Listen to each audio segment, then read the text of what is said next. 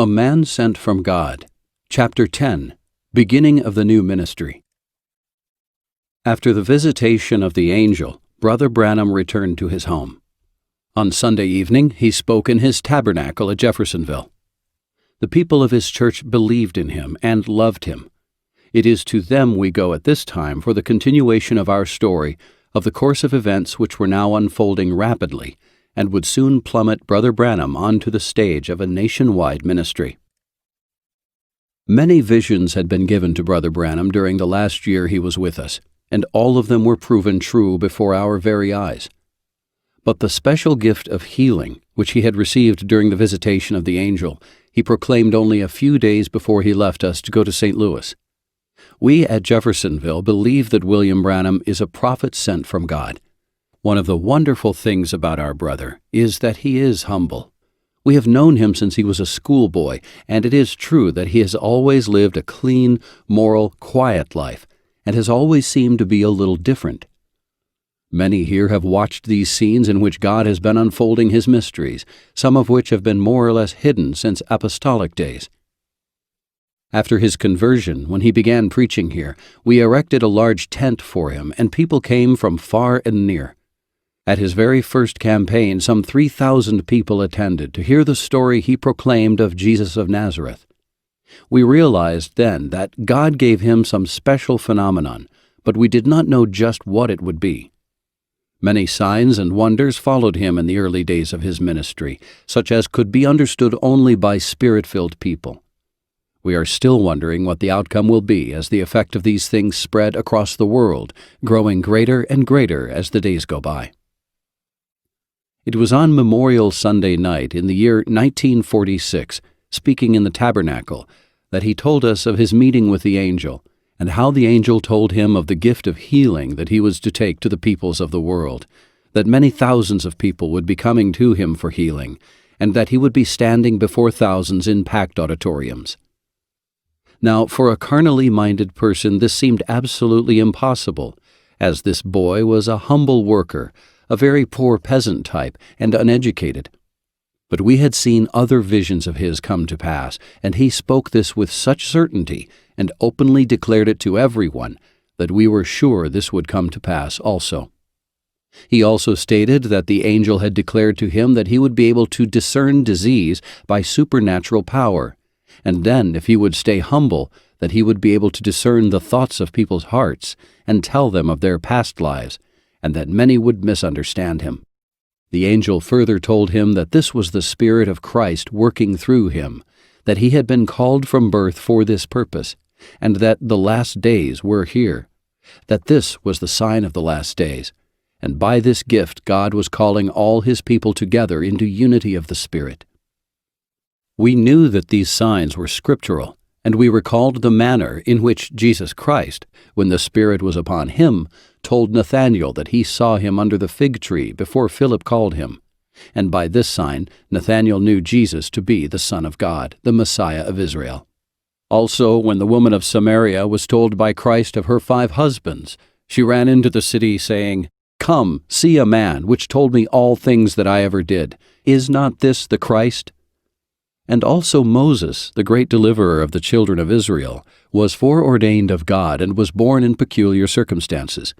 Satan tried to destroy him, and later he was given 2 signs on the eve of the deliverance, that the people might recognize him as being sent of God for this deliverance. Now again the angel said that these signs were given to him that the people would believe on Jesus Christ, the one he loved. Also they were given for the purpose of bringing together all the church, that people should no longer be separated by creeds and denominations. Certainly Brother Branham's heart goes out to all his brethren who have separated themselves one from another. He believes that God will bring together all those of his church into the unity of the Spirit, and then Jesus shall come for his church. We believe that our brother's life could be compared to Moses of old. Our brother is very humble and does not profess to be a great person. He takes no glory to himself, but gives all the credit to Jesus Christ, who saved him and called him. Telegram arrives while service was in progress.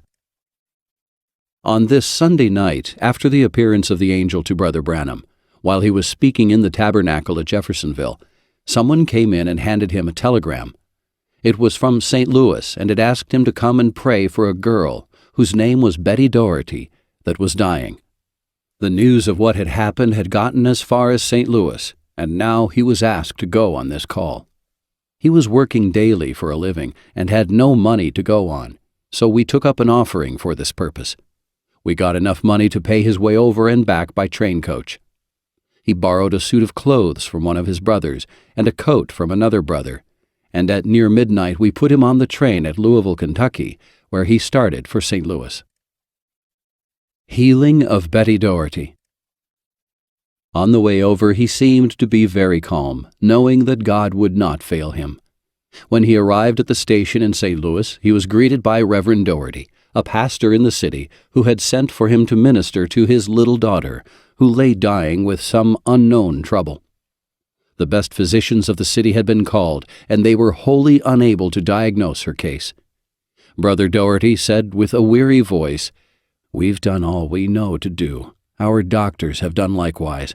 We have prayed, and many ministers and congregations of the city have fasted and prayed, but seemingly to no avail."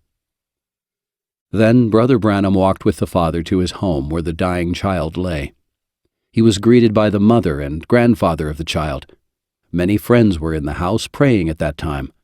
He looked at the pathetic sight, and the tired parents looked upon him so earnestly, as if to say, "Can't you help us?" Tears rolled down our brother's cheeks as he moved slowly toward the bed.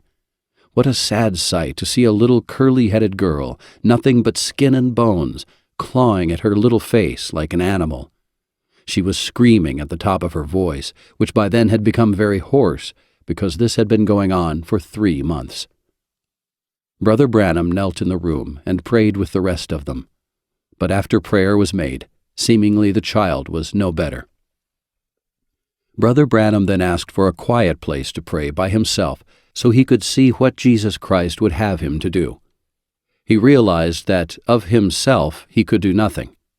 You will recall reading in the 5th chapter of John when Jesus healed the lame man at the pool of Bethesda and left the multitude of lame and blind and halt without healing. He said to the Jews, "Verily, verily, I say unto you, the Son can do nothing of himself, but what he seeth the Father do. For whatsoever things he doeth, these also doeth the Son likewise." This is true in the ministry of our brother. Often he sees the thing by vision. It is first shown to him by God, and then he merely acts out the drama that he has seen. Deliverance comes. They took him down to the church. For some 3 hours, Reverend Doherty, his father, and Brother Branham prayed. After this, they returned back to the home to find the scene the same as before. Brother Branham then went into a room by himself to intercede for the child. Then he would walk up and down the street, and finally he sat in the pastor's car that was parked nearby. After a while the car door came open, and Brother Branham stepped forward toward the house, this time with a stern look. Something had happened. He was met at the door by the father and grandfather, who, taking one look at his countenance, knew something had happened. He asked them, "Do you believe that I am God's servant?" "Yes," was the cry of the family. "Then do as I tell you, doubting nothing." To the mother he said, "Get me a pan of clean water and a white cloth. Your child shall live, for God has sent his angel to me and told me that your child shall live." While the mother was getting the water, the father and the grandfather were asked to kneel, one to the right and one to the left of Brother Branham at the foot of the bed. When the mother returned, she was asked to stroke the damp cloth over the face, then the hands, then the feet, while Brother Branham was in prayer. Then he said, "Father, as thou hast showed me these things, so I have done according to the vision that thou hast given me. In the name of Jesus Christ, thy Son, I pronounce this child healed." The evil spirit left the girl immediately. She is a normal, healthy child living in the same community today. People of the city flocked to Brother Branham, but he withdrew himself, promising he would return later, which he did within a few weeks. Testimony of the Father, Reverend Robert Doherty. Our little girl, Betty, had been sick for 3 months. We had 2 noted doctors of the city, but seemingly they could not find the cause of her sickness. We also had many outstanding ministers of the city and country around praying for her. She steadily grew worse. Then we sent to Jeffersonville, Indiana, for a man by the name of Reverend William Branham, who has the gift of divine healing. Brother Bill, as he is called, came to us at once. After hours of praying, he came in and told us that the Lord had showed him a vision of what to do for our little Betty. She was mere skin and bones and shook all the time as if she had palsy. Brother Bill asked us if we would believe God and would obey what he said to do. After he had prayed and called over her the name of Jesus, our little girl was immediately healed. That has been about 10 months ago. Our little Betty is now in perfect health and is as fat as she can be. I will be glad to write to anyone in question of her healing, or any of the healings that took place during the revival which Brother Branham held there in St. Louis in 1946. Reverend Robert Doherty, 2009 Gano Avenue, St. Louis, Missouri.